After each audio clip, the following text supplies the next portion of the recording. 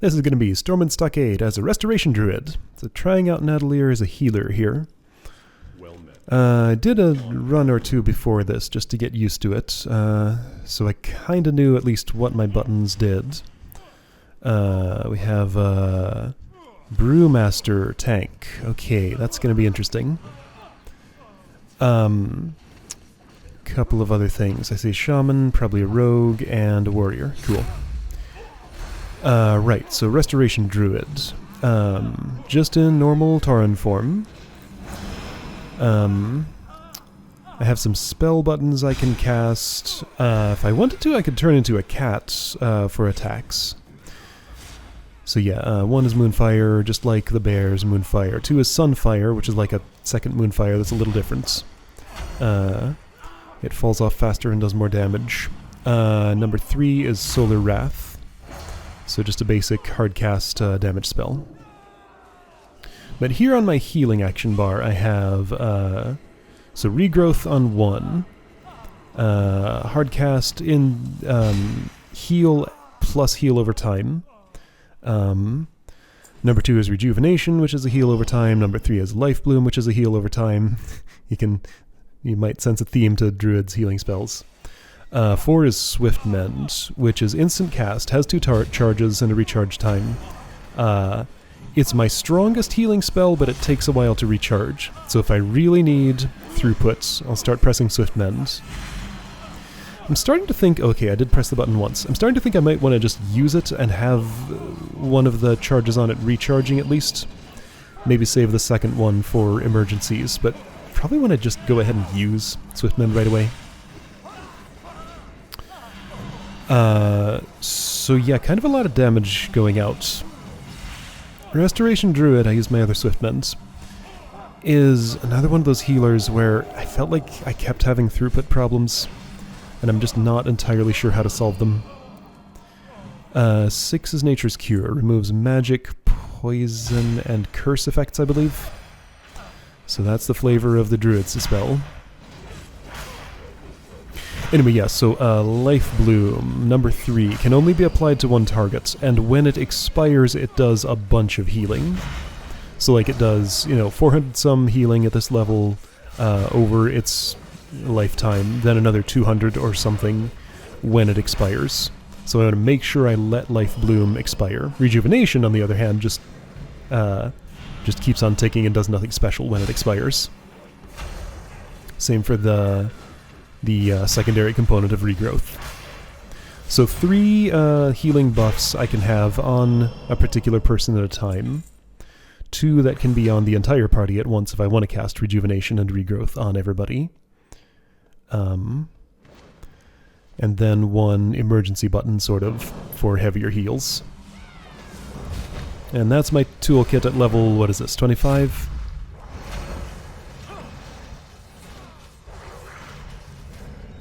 One thing I do like about Restoration is it's the only Druid specialization where you're actually going to see your character. Well, balance you can. It depends. If you don't want to be big fat moonkin, there's a way to change it into sort of a spectral form of your regular character model. Haven't played a balanced Druid yet, though. I decided I wanted those in a different order. I end up changing it back at some points. So yeah, some of the debugging I do while I'm in dungeons is action bar order and what buttons I want to press when, what priorities. Just makes sense to have some in different locations for my fingers to be comfortable.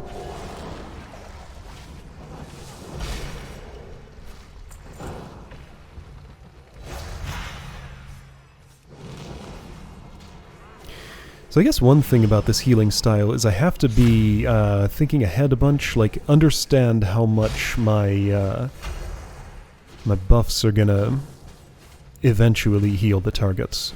So Discipline Priest thinks preventively, Paladin thinks just reactively, Mistweaver is partially the same but has a little bit more ramp up.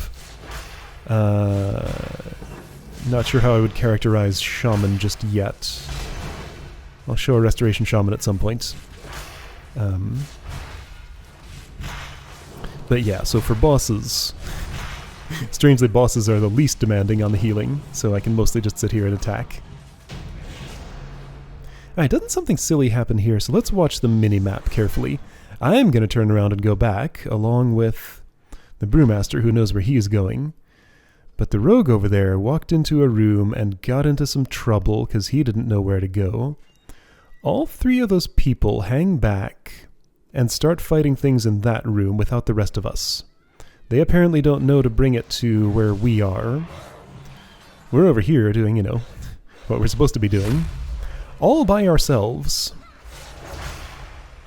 These gnolls in here hit surprisingly hard. There are now 5 of them on Mr. Foodog. No, female. On Foodog there. So she's taking a bunch of hits, and we have no friends to help us kill these now. So here's my throughput test. How do I get enough healing for that? So I'm out of Swift Mends. Already got the Life Bloom, waiting for it to expire. Rejuvenation's already up, I don't need to recast. So just regrowth, regrowth, regrowth. Other party members have finally started catching up. I got a rejuvenation on her, and that was perhaps a mistake, because she died, but I think she would have anyway.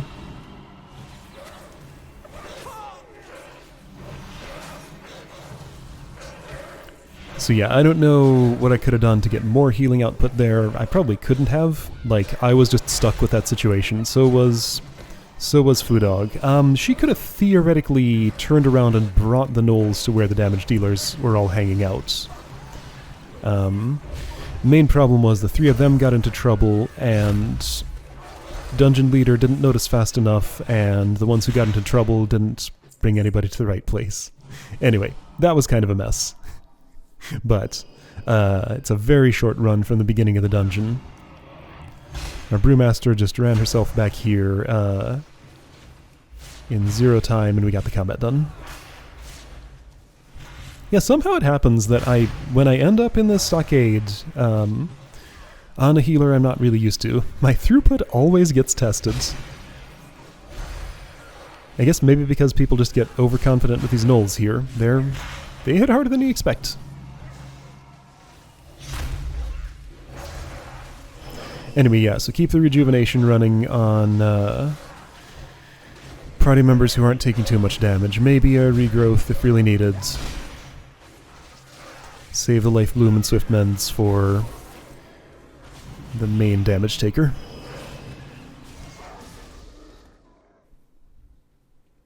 I guess, I don't know. I don't feel like I totally understand Druid healing, but like, how much is there to understand? It's not that complicated. Brewmasters also, as tanks go, are pretty fragile.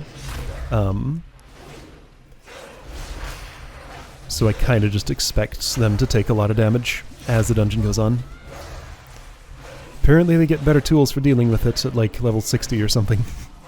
But early on, they're pretty fragile.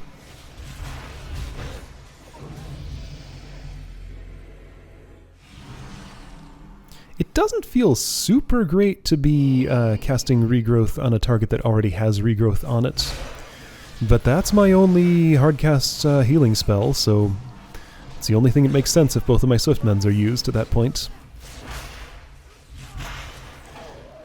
But yeah, I mean, like, it's a weaker healing spell because a component of its healing is spread out over time, and if I recast it, you know, you don't get that benefit of the trailing off effect of it. It just resets to its normal duration.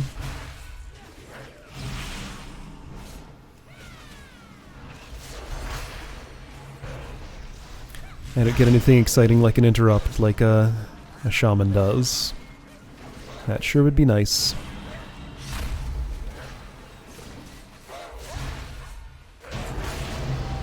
And yeah, so that's a small taste of what Restoration Druid is like.